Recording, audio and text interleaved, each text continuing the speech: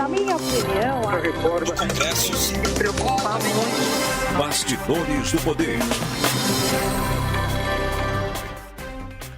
Olá, muito bom dia para todos vocês ligados nessa manhã de domingo cedinho aqui na Band Mais. Hoje é 19 de setembro e dia de bastidores na TV comigo, Zezé de Lima, e com a Rose Guglielminetti. Rose, muito bom dia para você. Bom dia, Zezé. Bom dia a todos que nos assistem. Bem-vindos ao Bastidores. Zezé. Bom, hoje a gente inicia aqui o nosso programa com uma entrevista com o cônsul-geral dos Estados Unidos, o David Hodge. Cônsul, muito bom dia para o senhor. Bom dia, Zezé.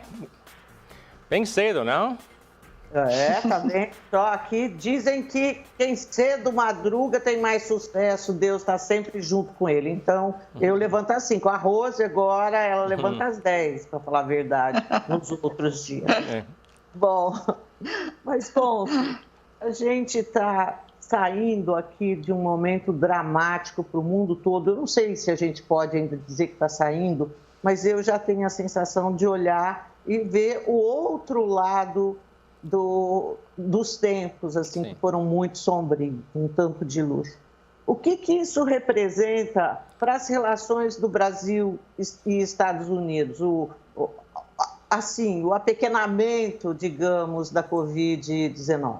Realmente, a pandemia tem sido muito difícil no meu país, aqui no Brasil. Eu estava trabalhando na Guatemala quando começou a pandemia. Então, realmente tem sido 18 meses difíceis, mas com a chegada das vacinas, que são realmente quase um milagre, a rapidez que conseguimos uma vacina tão efetiva contra a Covid. E estou feliz com a cooperação que tem tido entre o Brasil e os Estados Unidos na questão da Covid. O governo americano investiu 10 bilhões de dólares para desenvolver esta vacina que saiu mais rápido que ninguém esperava. E agora, com a chegada da vacina aqui no Brasil, a doação que o governo americano fez, mas também a agilidade da empresa Pfizer de entregar vacina, que o governo doou 3 milhões de vacinas da Pfizer, mas o Pfizer está entregando 100 milhões até o final do ano. Também o Pfizer anunciou recentemente uma parceria com a indústria do Brasil para fabricar vacina aqui para os brasileiros, mas também como plataforma para exportar vacina para o resto do continente. Então, estou otimista, especialmente com os grandes números de brasileiros que estão sendo vacinados, que já passamos o pior, está bem atrás, e que o ano que vem vai ser bem mais alegre, produtivo e melhor para todos. Cônsul, bom dia. Bom dia. Bom dia, cônsul. Em relação a esse avanço da vacinação, né, e esse fato de que a doença ela começa a ser controlada, o que vai significar isso para o retorno do turismo entre Brasil e Estados Unidos? Como que o senhor vê essa retomada? Entendemos muito bem a importância das viagens para os brasileiros, as viagens de turismo e também de negócios. E esperamos logo possível anunciar essa retomada. Não tenho uma data, mas espero logo que tenha pelo menos um pouco de flexibilização. Infelizmente, nos Estados Unidos, os números de casos têm subido com o efeito da Delta, e a questão de saúde e segurança é primordial, fundamental para o governo americano. Não é só o Brasil também que está sendo afetado. São quase todos os países da Europa, África do Sul, Índia, China. Então, não tenho uma data, mas sabemos a importância e espero dar boas notícias logo no futuro. Estamos com saudades realmente de vocês lá nos Estados Unidos. Quando o senhor fala desse turismo de negócio, né, o senhor como cônsul brasileiro, quais são as possibilidades e oportunidades de negócios que os Estados Unidos podem nos oferecer e que o Brasil também pode oferecer para os Estados Unidos? A relação comercial entre os dois países é muito forte, tem sido forte, e a minha meta durante meus 3 anos aqui em São Paulo vai ser para que cresça ainda mais. Os Estados Unidos, as empresas americanas são o número 1 investidor aqui no Brasil.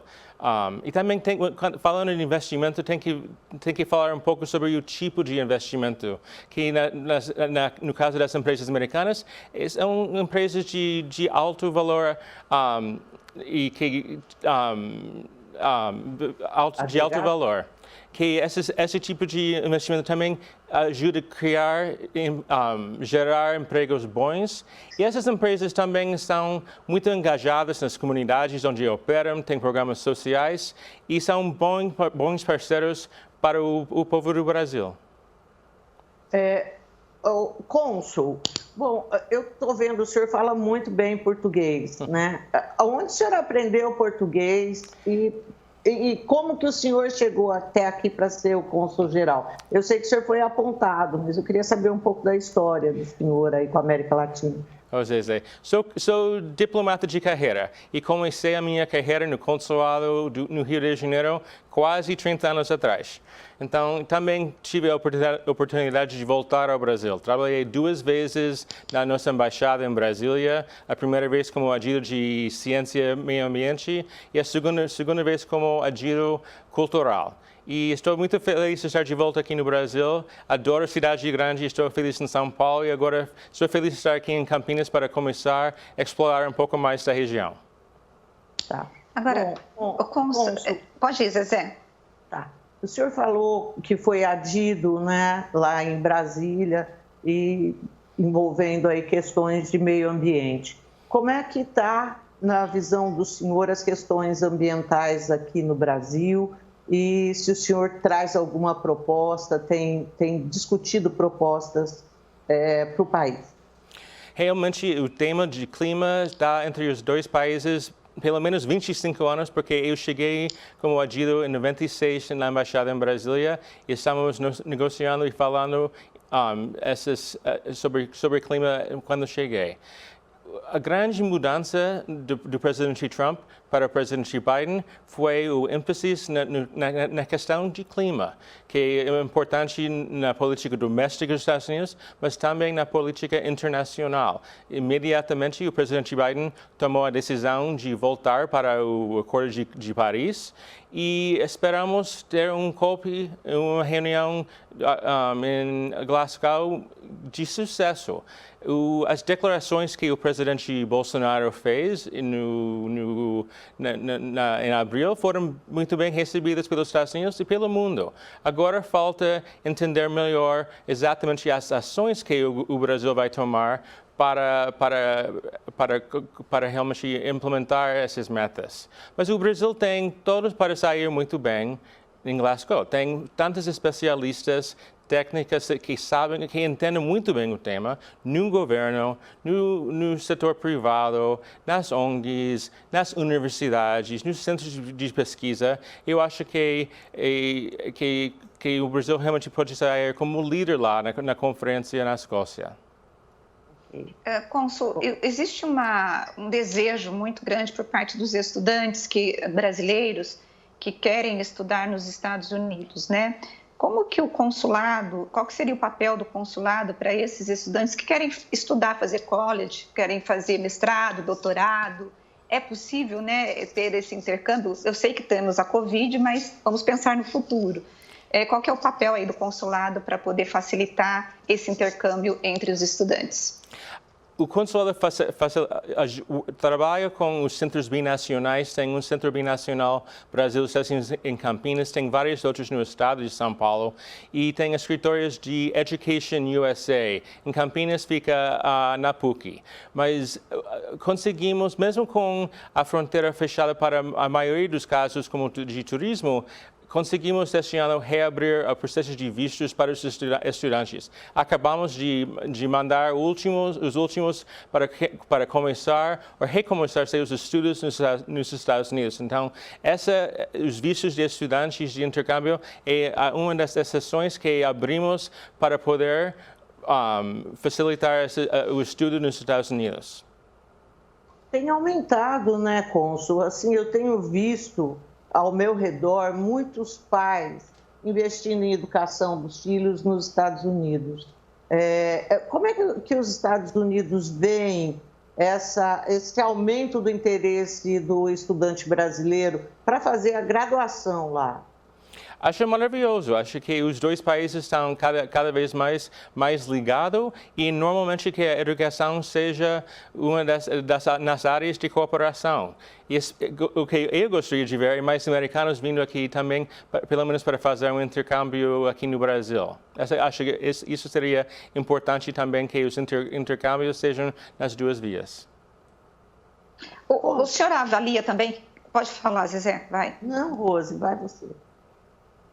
Não, em relação a essa questão de intercâmbio, o senhor começou a falar da vacina e de como foi rápido a resposta da ciência, né, em relação à produção de uma vacina que pudesse controlar o coronavírus. A tecnologia e a ciência também, eu vejo os Estados Unidos assim como ponta, né, nessa questão da tecnologia. O que o Brasil pode oferecer para os Estados Unidos nessa troca toda e o que os Estados Unidos podem oferecer aqui para a gente e o que o senhor está fazendo para que haja essas experiências bem-sucedidas entre os dois países? Rose, realmente essas parcerias, esses vínculos entre as universidades, entre os pesquisadores já existem e são fortes.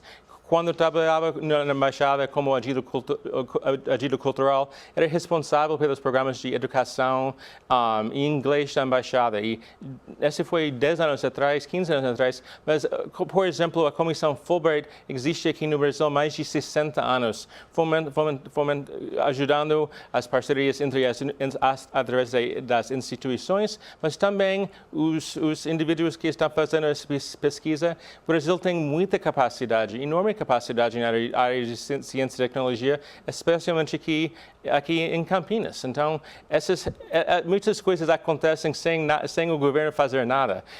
E acho que essas trocas de experiência, as viagens, os intercâmbios, eles são muito duradouros. Então, ajudam mesmo sem influência ou interação do governo, de continuar esses projetos de pesquisa. Cônsul, eu vou retomar o assunto do turismo. Sei que não existe ainda uma data aí provável para a reabertura do turismo aqui para os brasileiros, mas qual o impacto que tem o fechamento do turismo para brasileiro, tipo na Flórida? Porque muita gente vai para lá, passa temporadas inteiras para fazer compra também. Existe algum impacto assim sentido fortemente pela Flórida? O impacto é grande. Na realidade, Zezé, eu tenho uma casa em Fort Lauderdale. Eu estava falando para outros amigos como faltam os brasileiros lá, nos restaurantes, nos shoppings, etc. O impacto é grande, porque os brasileiros viajam muito para os Estados Unidos, especialmente para a Flórida. Então, o impacto econômico tem sido grande. Mas a primeira coisa mais importante para o governo americano é a questão da saúde. Então, estou otimista com o controle da pandemia aqui no Brasil, que logo vamos a poder flexibilizar pelo menos um pouco para recomeçar o fluxo de turistas para a Flórida e para o resto dos Estados Unidos. Tá. Bom, a gente tem agora o governo do presidente Biden. O senhor imagina que isso... Eu, até o momento, sinceramente, eu não percebo nenhuma mudança na relação Brasil-Estados Unidos com a mudança de governo dos Estados Unidos. Será que vem alguma mudança por aí? Ou essa mudança não vai representar grandes coisas aí para as relações entre os dois países? As relações continuam muito boas e muito próximas entre os países. Primeiro que os temas são muito abrangentes entre os dois países. Não é só um tema, dois temas. São quase todos os temas que o Brasil e os Estados Unidos têm com outros países. E o Brasil é um grande parceiro. Somos os dois países maiores, duas democracias maiores do continente. Temos que continuar e aprofundar e continuar esta cooperação.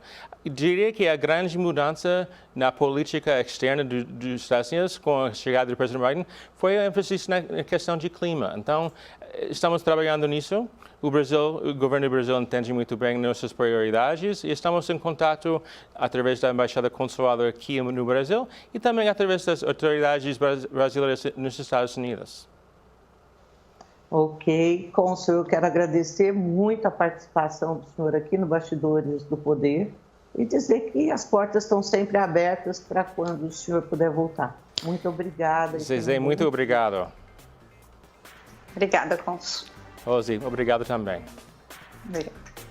Bom, gente, agora a gente vai para um intervalo, coisa rápida. Bastidores do Poder. Bastidores do Poder. Olá, pessoal, estamos de volta com o Bastidores do Poder e agora a gente recebe o prefeito de Louveira, Stanislau Steck. Muito bom dia, prefeito. Bom dia Zezé, bom dia Rose, bom dia a todos os seus fãs aí que acompanham essa programação.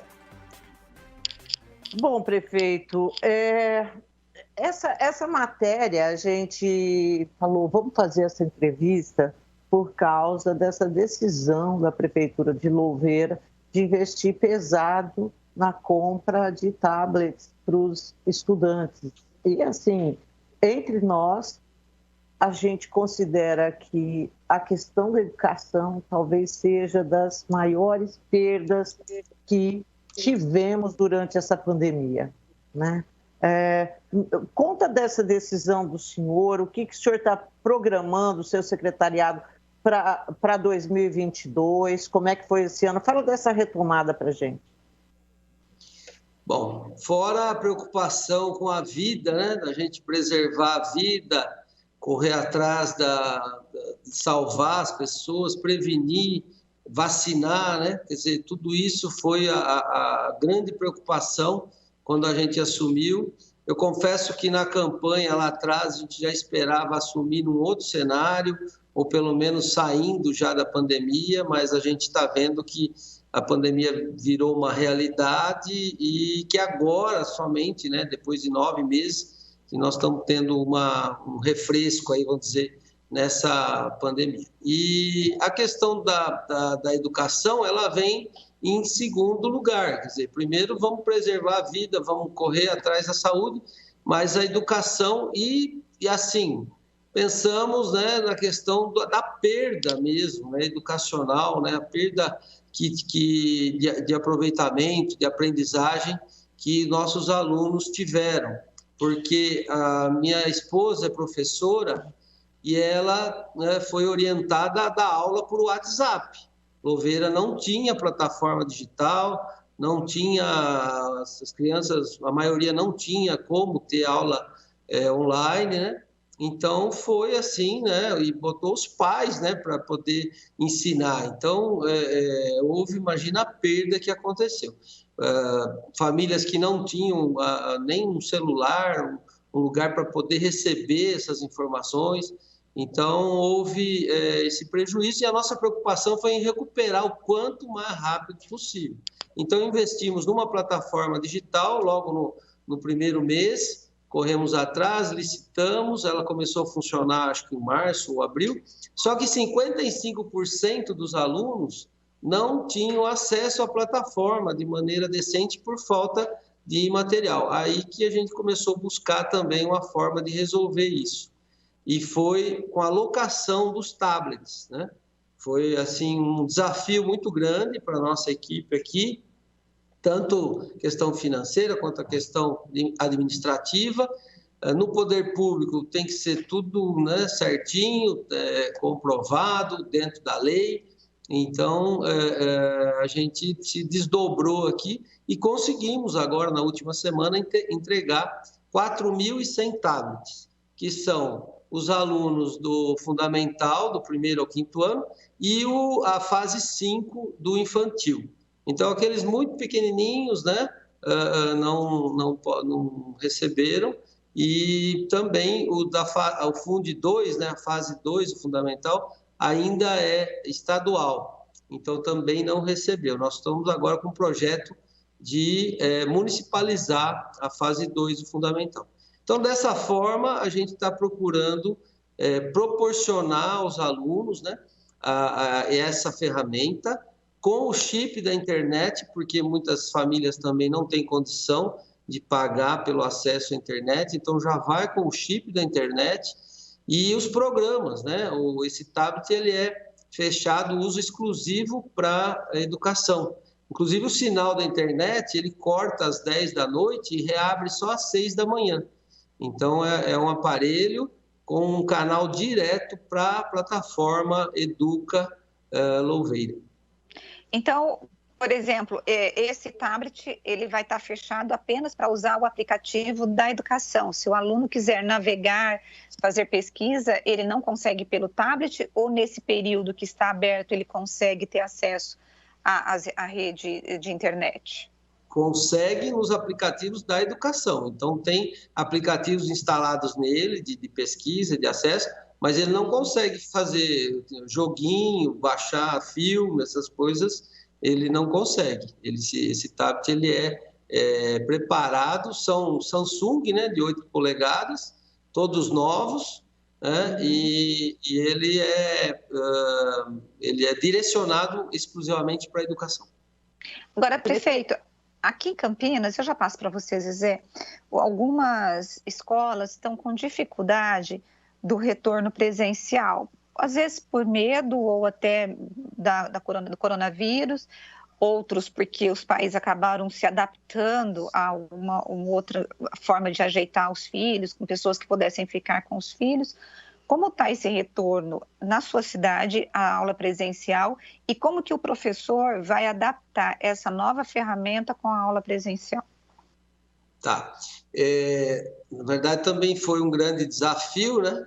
Teve professores aí que começou a se descabelar, porque como é que vai fazer? Nem eu sei mexer direito, sabe aquela coisa?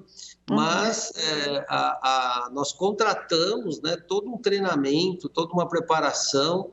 Então, a plataforma não caiu de paraquedas, assim, ela foi introduzida com muita preparação, com acolhimento, né? E é dado a total assistência também aos nossos professores. A questão do retorno, eu acompanhei, Campinas voltou antes, nós não voltamos. Desde o início da pandemia, nós fomos voltar agora, faz 20 dias, 30 dias no máximo. E Campinas tentou voltar, algumas escolas começou com surto, pararam e tal. Jundiaí também tentou voltar, mas nós não, nós ficamos totalmente, né, distribuindo a kit de alimentação, kit de hortifruti, essas coisas. A gente fazia distribuições assim, tipo drive-thru, né? As famílias vinham até a escola, buscavam, retiravam material impresso. O nosso material aqui também é o mesmo distribuído em escolas particulares, a Buriti, da Editora Moderna. Então, eles retiraram esses materiais, e traziam tarefas e tal, mas foi feito dessa forma. Quando a gente voltou, nós voltamos com 35%, agora já estamos em 50% e aumentando. Tem escolas que já está um dia em casa e 4 dias na escola. Então, dessa forma... E o pessoal tem voltado, tem atendido, ou a capacidade liberada nunca é atingida porque as crianças não vão, prefeito? Então, aqui nós temos, até se ver, 55% dos alunos não estavam tendo acesso. Por quê? Por causa da condição da família. Então, nós temos várias famílias com problema, imagina essas crianças, né? O pai e a mãe trabalhando, às vezes casa pequena, né? Nós temos um problema social grande aqui na cidade, apesar de ser uma cidade com orçamento, mas nós temos aqui 60% da população que, né, de renda familiar de 3 salários mínimos para baixo. Então, imagina a dificuldade de organizar tudo isso. Então, era criança para a rua, né? Sem educação, sem nada. Nós tivemos um problema com tráfico, né? Então, a volta era assim, urgente mesmo para a gente começar. E falta de alimentação, falta de cuidados, né? muitos dos cuidados de algumas famílias, né, que pode, entre aspas, é o município que está assumindo, né? Então, você imagina essas crianças sem alimentação, sem todo o cuidado que a escola dá. Tanto que nós queremos agora partir para mais escolas de ensino integral, justamente para estar dando esse acolhimento. Então, nossa pressa em voltar foi essa, né? De dar condições para essas crianças, né? Agora, prefeito, o senhor falou que 60% da população ganha entre 0 e 3 salários mínimos. É uma renda baixa para o município. Como que o senhor fez para poder custear programas de inclusão social, já que o senhor teve aí deve ter tido um aumento de pessoas com necessidade de cesta básica, desempregados? Onde que o senhor buscou recurso e se houve queda na arrecadação? Como que estão os cofres da prefeitura? Então, aí que por isso que Louveira ela é meio única, assim, porque nós pegamos um orçamento com arrecadação em queda. Então, nós somos a terceiro PIB per capita do Estado e o nono do Brasil, né? Mas a arrecadação estava em queda. Assumimos uma prefeitura sem dívidas, graças a Deus, e com esse orçamento, né, de 425 milhões, mais ou menos. E aí o que aconteceu? Tinha um superávit, que eu acabei correndo com ele para implantar essas medidas mais urgentes, né? Tanto na saúde, tivemos que montar um hospital-campanha, não havia hospital-campanha, não haviam respiradores, só 5 leitos de UTI, meia boca, tivemos que fazer 16 leitos de UTI, colocamos 10 leitos no CROSS, montamos usina de oxigênio, compramos catéter nasal de alto fluxo, contratamos 100 pessoas, um RH forte, assim, tudo isso foi usando basicamente o superávit. E tivemos a grata notícia, com o correr dos meses, de um excesso de arrecadação. Então, até mandei um projeto para a Câmara, esses dias os vereadores colaboraram, liberaram mais 25 milhões que não estavam previstos e que entraram nos cofres para a gente poder agilizar essas ações urgentes de contenção dos efeitos da pandemia. A nossa renda ela vem de logística e de produção, de indústrias, que a segunda ou terceira maior arrecadadora aqui no município produtos de higiene pessoal. Então, é Unilever e P&G, a Procter & Gamble. E sendo que a Procter, a maior fábrica do mundo da Procter, está aqui em Louveira, onde eles fazem tanto a produção quanto a distribuição também, a parte de logística. E então, eles aumentaram a produção, isso teve uma maior demanda. E com isso também refletiu também na nossa arrecadação, né? É interessante isso, né? Porque, de fato, eu vi assim, várias pesquisas mostrando que, ao longo aí da pandemia, que não acabou, gente, mas que deu uma acalmada agora, né? A venda de produtos de limpeza aumentou muito e de higiene pessoal. Acho que é aquele negócio, né? O medo de estar com o vírus, então você se liga mais nessas questões de higiene. Mas, prefeito, eu quero voltar com uma pergunta para o senhor, que é acerca, o senhor disse que tem muito problema aí com tráfico. Por quê, assim, no que esse problema é maior do que em outras cidades, assim, do estado de São Paulo, daqui da nossa região, por exemplo? Não, nós tivemos, isso é endêmico, né? Essa questão do tráfico, infelizmente, né? Só que eu acho assim, em Louveira a gente precisaria pôr o gato para trabalhar. Quando o gato não trabalha, o rato faz a festa. E nós temos condição de monitorar a cidade toda, nós temos condição de fazer assim, um trabalho exemplar. Só que nos últimos anos, né, nós temos 2 favelas, para dizer a verdade para você, 2 pontos assim que pode se considerar favela.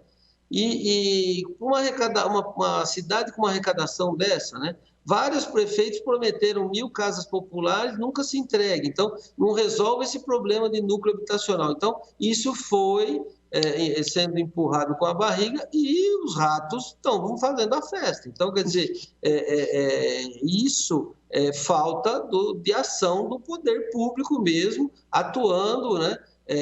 Urbanizando esses locais de favela, né? Colocando iluminação, colocando aparelhos públicos. Nós vamos atacar esses pontos de vulnerabilidade com obras, mas também com saúde, educação, com cultura, esporte, né? Vamos levar quadras de esporte, vamos levar professores lá para fazer atividades. Então, eu acho que a segurança, quando cresce o problema de crimes do tráfico, é por falta de ações, né, do outro lado. Então, vamos competir. Vamos tirar essa criança da rua, em vez dela ficar vulnerável ali ao traficante, vamos trazer ela para um centro educacional, para um centro de esporte, para uma ação de cultura, né? Porque eu acho que a presunção do bem, né? Acho que todos nós nascemos para o bem, né? A pessoa cai para o mal por falta de oportunidades, né? Eu acho que às vezes eu me questiono sobre isso, mas é lógico que tendo oportunidades melhores, certamente fica mais fácil pegar um caminho do bem, né, prefeito? Porque se você convive só com bandido, não tem muita saída, né? Agora, na questão social, só para concluir lá atrás, que eu acabei pulando, nós atacamos assim muito fortes, né? Houve na outra gestão, durante a pandemia, a distribuição de cestas básicas, 4.500 famílias foram cadastradas, e uma cesta básica e R$200 no cartão auxílio, um cartão alimentação, auxílio alimentação. E aí a gente teve que licitar novamente, que nós assumimos com os contratos encerrados, e voltamos, inclusive melhoramos a cesta, uma cesta de quase R$250 e mais 200 no cartão para 4.500. Isso correu por pelo menos aí 7, 8 meses. Aí no último mês a gente reduziu para 3.000. Então aí cortamos as famílias com mais renda, com melhor condição, mas ainda estamos atendendo 3.000 famílias e pretendemos ir baixando até que as famílias vão se colocando, né? Hoje estamos tendo muitas ofertas de emprego, graças a Deus, né? E a gente espera que... E tivemos bastante cursos, né? O nosso secretário de Desenvolvimento Econômico correu atrás, o pessoal, a equipe dele lá, para capacitar, né, essas pessoas. Temos o Banco do Povo, o Sebrae, né, ajudando as pessoas a empreender, né? O empreendedorismo vai ser o emprego do futuro, então estamos também focados nisso, não queremos só dar o peixe, queremos ensinar ele a pescar, fazer ele voar com as próprias asas, né? Então, esse caminho aí que nós estamos vislumbrando aqui e que já está dando certo. Bom, prefeito, eu desejo tudo de melhor para a Louveira, que bom que tem recursos para poder dar essa assistência aqui, de fato, nesses meses passados aqui foram fundamentais para as pessoas não passarem fome. Eu Teve um outro auxílio, só concluindo, dos comerciantes, porque se teve duas coisas que sentiu, né, essa pandemia, foi o comércio e foi os artistas, né? Então, nós fomos buscar, nós tivemos uma ajuda da Lei Aldir Blanc, no ano passado, que não foi usada. Nós fomos buscar e estamos distribuindo isso através de um edital para todos os artistas e da área cultural, né? Que se cadastraram, né? Já tivemos uma ajuda de R$600 no início, agora tem mais um edital de R$350 mil, onde a gente vai distribuir para isso. E os comerciantes, nós anulamos a dotação da Festa da Uva e do Carnaval e distribuímos 3 parcelas de R$1.000 para todos os comerciantes também que se cadastraram. Em torno de 500 comerciantes foram beneficiados. Então, cabeleireiros, donos de lojas e tal, que não puderam trabalhar, a gente deu essa ajuda também. Então, com isso, nós pegamos dinheiro público e injetamos na economia, né, para que a gente não perdesse, né, a economia não sentisse, o local não sentisse e as pessoas pudessem sobreviver, né, entre aspas, também a essa novidade, né, que nos pegou de surpresa. Ninguém podia dizer que estava preparado para enfrentar uma pandemia, né? Essa tragédia, né? Porque isso foi uma tragédia para a humanidade. Prefeito, eu quero agradecer muito a presença do senhor aqui no Bastidores do Poder e desejar para o senhor um bom dia. Muito obrigada. Para vocês também, Louveira está sempre à disposição aí. Muito sucesso aí para vocês. Obrigado. Obrigada, prefeito. Bom, agora a gente vai para um intervalo, mas voltamos já já. Fiquem conosco. Bastidores do Poder. Bastidores do Poder. Nós estamos de volta com Bastidores do Poder. E agora eu vou abordar junto com a Rose algumas questões aí que nós vivenciamos nesta semana que passou e que, assim, num dia a gente estava numa alegria imensa e no outro dia numa tristeza grande, falando não é possível. Bom, quais foram esses dois momentos? Um primeiro momento, quando nós tivemos a Fiocruz e várias outras instituições internacionais apontando que a situação da pandemia no Brasil não é que ela não existe mais, mas, assim, ela de fato, diante do uso de máscara, diante da vacinação, ela sinaliza para momentos aí de águas tranquilas nos próximos meses. E no dia seguinte, a gente é surpreendido com um ato do ministro da Saúde revogando aí a posição de que adolescentes sem comorbidade poderia tomar vacina, deveria tomar vacina.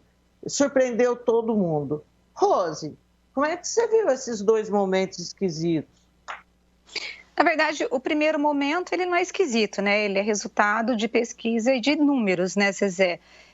Nós estamos vendo uma redução de mortes no Brasil por conta da vacinação, do uso de máscara. Em Campinas, por exemplo, nós temos uma redução do número de pessoas internadas, o fechamento, inclusive, de leitos. Aqui em Campinas, nas últimas semanas, foram fechados 222 leitos de UTI que estão sendo distribuídos para outros pacientes, que são aqueles que precisam de cuidados de outro tipo de saúde. O que significa isso? Significa que a vacina é o único remédio ou o único imunizante capaz de controlar o vírus. Significa que você não vai pegar mais? Não, você pode pegar, mas a sua chance de morrer por conta da Covid-19 é muito menor. E, inclusive, a necessidade de uma internação, como nós vimos em janeiro, em fevereiro, em março, quando nós tivemos o pico de pacientes no Brasil todo morrendo, precisando de leitos. Tivemos Manaus, aquelas imagens terríveis de pessoas carregando aqueles cilindros de oxigênio, né, de ar, né? Então, você fica impressionada quando você assiste, você lê e vê uma notícia como essa, dizendo que a população brasileira, ela aderiu à vacinação, apesar do Bolsonaro, do presidente Jair Bolsonaro, ser contra ou brigar contra ou trabalhar contra a vacinação, né, no primeiro momento. E até hoje o próprio presidente não tomou a vacina ainda, mas a população brasileira, ela aderiu. E quando ela adere a essa campanha de vacinação, nós já temos o efeito, que é isso, de que o Brasil está bem pontuado e que vai viver aí tempos bons, como você colocou, nos próximos meses, se o brasileiro continuar usando máscara e terminar essa vacinação. Só que, isso num dia, como você colocou, mas no dia seguinte, o ministro da Saúde decide baixar uma portaria do Ministério da Saúde dizendo que os adolescentes de 12 a 17 anos que não têm nenhum tipo de doença não irão mais fazer parte do grupo prioritário para ser vacinado. Pois é, Zezé, sem nenhuma justificativa técnica. O que nós ouvimos falar no primeiro momento foi de que numa rádio uma comentarista falou que havia um risco, né, dos adolescentes tomarem a vacina, e aí o presidente ouviu, ligou para o ministro da Saúde e eles decidiram suspender. Essa decisão, Zezé, caiu como uma bomba no mundo, né, da medicina, entre os governadores, entre os cientistas, porque apesar dos adolescentes não serem um grupo de risco, é preciso termos essa imunidade, né, uma cobertura da vacina em todo o país de pelo menos 80%. E ao não fazer isso, você tem problemas. Todos os governadores, a maioria pelo menos que eu vi, tem dito que vai continuar a vacinação. Alguns suspenderam porque não tem imunizante, mas no estado de São Paulo, por exemplo, o João Dória disse que vai continuar a vacinação. Em Campinas, nós temos a continuidade da vacinação, só que o problema Zezé, onde que os governadores vão buscar essa vacina? Porque a vacina ela é distribuída pelo Ministério da Saúde, que compra da Pfizer, que compra que traz a AstraZeneca, e que tem até a Coronavac. E depois ela redistribui isso para os estados. Se o governo federal não vai distribuir mais, como que os governadores vão imunizar a sua população de adolescentes? Aqui no estado de São Paulo, eu acho que são quase 2 milhões de adolescentes. Em Campinas, nós tínhamos vacinado 54 mil, Zezé, até a última quinta-feira. Então, se você conseguir responder para mim, porque eu não consegui ainda obter essa resposta de onde que esses governadores vão buscar a vacina para vacinar esse público, Zezé.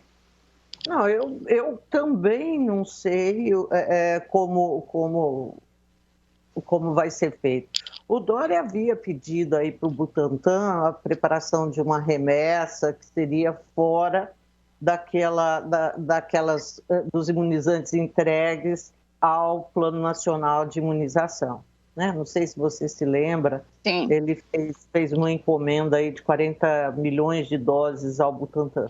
Então eu vejo assim que ele tem condição, o estado de São Paulo, mas os outros, de fato, eu realmente não sei como é que vai ser feito, né? Porque o Ministério, ele tem sido, e não tem outro jeito, né? Você tem um Plano Nacional de Imunização, você tem, de fato, que respeitar para poder garantir que aquilo que você deseja, né, que a sua meta estipulada, ela seja cumprida, porque se cada um fizer da sua cabeça, não vira. Mas eu acho que a questão, Rose, hoje é muito mais no sentido de convencer o Ministério da Saúde, o próprio ministro Queiroga, a voltar atrás. Não teve, Rose, um médico que eu tenha ouvido que tenha dito que isso tem fundamento. Nenhum. Então, ele disse assim, olha, mas é que o que foi liberado é só a vacina da Pfizer e estão aplicando outras vacinas. O que eu vi, por exemplo, o Marcos Boulos falando, o João Gabardo falando, que são referências na questão de vacinas e da própria da doença em si, né? Foi que, olha, os riscos de qualquer uma dessas vacinas que estão sendo aplicadas para a saúde de um adolescente, eles são muito menores, ainda que aconteça alguma coisa, do que se a pessoa pegar a doença. E é um grupo que está exposto, que está hoje aí mais exposto, por quê? Porque está na escola, porque está na rua, está em tudo quanto é lugar. Então, o risco compensa, tem que vacinar. E a minha expectativa é que o governo mude de ideia. Sinceramente, é isso que eu penso. Eu acho que não vai mudar de ideia, Zezé. Por quê? Porque está todo mundo falando que houve um pano de fundo na intenção do ministro, inclusive de anunciar essa desobrigação, né, de vacinar os adolescentes, por conta da história da própria da descoberta essa semana lá da Prevent, em que houve uma pesquisa com kit Covid, sem que as pessoas soubessem, e também em relação a essa questão, foi da Prevent, Zé, tinha um outro motivo que me deu um branco agora, preciso me lembrar, mas que isso serviu como pano de fundo, sabe, para poder chamar, para poder desviar a atenção em relação à vacina, a CPI e tudo mais em relação ao governo Bolsonaro. Zé, eu acho que a gente tem que ir para um break. Sim, temos. Gente, a gente vai para um intervalo e voltamos já já, tá bom? Fiquem aí. Bastidores do Poder. Bastidores do Poder. Nós estamos de volta com Bastidores do Poder. Rose, nessa semana que passou, assim, das coisas que mais deixaram as pessoas boquiabertas, assim, foi o tal preço da gasolina. Quando chegaram e disseram, olha, isso, vários meios de comunicação falando que em determinadas partes do país, o preço do litro estava em R$7. Você tem alguma esperança de que esse preço vai cair? Qual que é a sua expectativa em relação ao tomate, à carne, à gasolina? O que é isso? Eu estou super assustada, Zezé, e assim como eu, muitas famílias estão desesperadas mesmo, trocando os produtos. Essa semana você falou que ficou assustada com o preço da gasolina, eu já estou assustada faz tempo. Mas o tomate chegou a R$10, né? Eu vi tomate a R$10, acabei não comprando porque estava muito caro. E o que me deixou assim muito raivosa, vamos assim dizer, foi que no programa, no Bastidores do Poder da Rádio Bandeirantes, nós entrevistamos um economista e ele não nos deu esperança de que essa realidade vai mudar ou que os preços irão baixar. Por quê? Porque tudo isso tem a ver com a alta do dólar. E por que o dólar sobe? Por conta da instabilidade política do nosso país. E quem cria a instabilidade política? Os próprios poderes. Então, a briga do Bolsonaro com os ministros do STF, a questão do Congresso e tudo que a gente... Então, quando o Bolsonaro vem, faz uma ameaça, como nós vimos lá no dia 7 de setembro, depois ele voltou atrás na história do recuo, mas é sempre que tem uma dividida, uma bola dividida, né, que o Bolsonaro gosta muito de brigar, você traz uma instabilidade política. Com essa instabilidade política, Zezé, nenhum investidor vai querer trazer dinheiro para o Brasil. E com isso, nós temos menos dinheiro, o dólar alto, e vai impactar nos preços. E tudo isso vai impactar, vai empobrecer quem? O brasileiro. Vai prejudicar quem? O brasileiro. E é por isso que eu falei com você que eu fiquei com muita raiva, porque assim, além da gente ter que pagar mais caro, nós estamos pagando mais caro porque você não tem políticas públicas de melhoria da economia, né? Para você poder controlar a inflação. Nós estamos com uma inflação cada dia maior, nós tivemos já os economistas e os especialistas já projetando um PIB menor para o ano que vem. Então, assim, a nossa realidade econômica para o próximo semestre, né, terminando esses meses que está faltando de 2021, e para o ano que vem, não são boas, não são perspectivas boas. E eu não sei, Zezé, o que vai acontecer com o brasileiro, porque o brasileiro efetivamente não está tendo mais dinheiro para poder pagar aluguel, para poder andar de carro, para poder pagar suas contas. Então, a situação está muito complicada. Eu não sei você, mas eu não consigo ver nenhuma perspectiva de melhora na economia se não houver, eu vou dizer assim, uma conscientização por parte dos gestores do nosso país, dos políticos, para poder pensar na população brasileira. Porque se eles continuarem brigando e trazendo essa instabilidade política, nós estaremos na lama, Zezé. Eu assim, espero que esse enfrentamento ele mude, que ele pare. Né? Eu acho que o próprio ministro da Economia, Paulo Guedes, ele já disse isso em várias ocasiões, que esse ruído todo, ele pode afetar a vida econômica do país e, enfim, a de todos nós, né? Porque, de fato, você tendo um dólar no preço que está, nada fica barato, porque a gente depende, por exemplo, pãozinho. Uhum, farinha. A gente tem trigo? Tem, um pouco, mas a gente não é autossuficiente em trigo. A gente tem que importar. Tem que importar, sabe? A carne, quando você tem a carne no preço que a carne está, quer dizer, por quê? Em grande parte? Em grande parte porque é muito melhor para quem cria gado exportar, porque vai ganhar por muito conta do mais preço. Dinheiro, né? Então você não tem demanda, você não tem oferta, na verdade, aqui, né? Isso, você segura essa demanda que ela existe, No entanto, ela não é suprida, porque ninguém está interessado em vender aqui e quer vender lá fora. E aí você tem também uma questão que a gente não pode minimizar de jeito nenhum, e às vezes eu tenho a sensação de que eu tenho ouvido falar dela muito menos do que deveríamos ouvir, que é a questão da crise hídrica. Eu acordo todo santo dia pedindo a Deus para chover.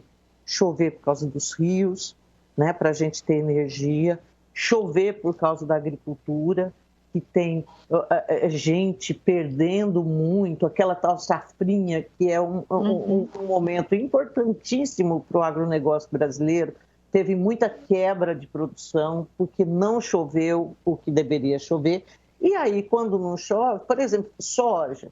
Bom, além de querer vender a soja para o exterior, porque, né, enfim, paga mais, o dólar está compensando, né? Quando ele faz isso, indiretamente ele está aumentando o preço aqui também, porque a soja alimenta para um monte de criação.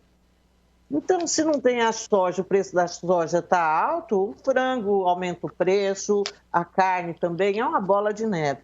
Isso é uma coisa que me preocupa bastante, mas eu vejo que isso tudo que a gente está sentindo, esse impacto todo dessa economia tosca, né? Ela está refletindo na popularidade do presidente da República. Ele vai ter que dar um jeito. Na última semana, a gente teve pesquisas aí do Datafolha, tem gente que desconfia do Datafolha, mas mostrando que ele nunca teve uma rejeição tão alta, 61%. Isso é grande, hein, Rose? Isso é um número grande.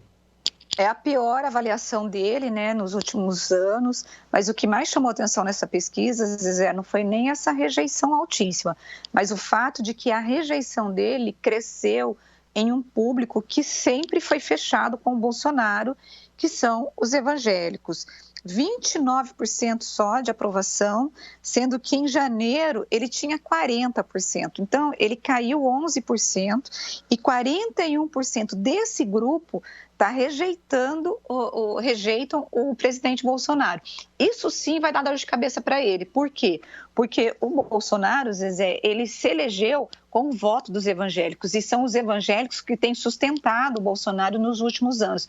Só que a condução das políticas de cuidado à Covid-19, esse discurso dele mais golpista, estão, na verdade, refletindo negativamente nesse público que pode abandonar o Bolsonaro, não totalmente, mas uma parte dele, e aí o Bolsonaro pode ter problemas, Zezé. É bom abrir o olho, porque, assim, essas pesquisas, ainda que tenham pessoas que desconfiem delas, elas podem errar em alguma coisa, mas ela traz muita coisa que tem a ver com o momento atual, não tem jeito. Bom, gente, olha, um bom dia para vocês, bom resto de domingo, e a gente se encontra aqui no domingo que vem, tá bem, Rose? Bom domingo para vocês. Tchau, gente. Bom domingo para vocês. Até semana que vem. Tchau, tchau.